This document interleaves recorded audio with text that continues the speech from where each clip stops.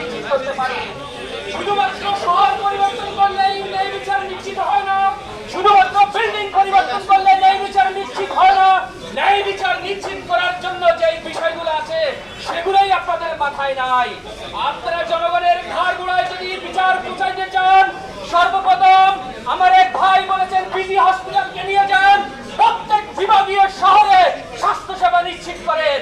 যদি আপনার হাইকোর্টের যদি বিচারকে যদি আপনি বিভাগীয় পর্যায়ে নিতে চান, এর আগে বাংলাদেশের জনগণের প্রভূত অনেক সমস্যা আছে, যে সমস্যাগুলোর সমাধান করেন। এখানে একটা ডিগনিটির প্রশ্ন জড়িত আছে।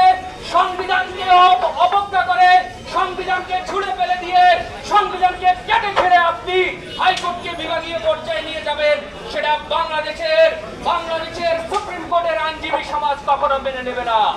আমি সংগ্রামী বন্ধুদের উদ্দেশ্যে উত্তপ্ত আহ্বান জানাবো, আমরা এমন দুর্বার করে আন্দোলন করে তুলব যে আন্দোলনের প্রেক্ষিতে সংস্কার কমিশন নিজেই পালিয়ে যেতে বাধ্য হবে ইনশাআল্লাহ।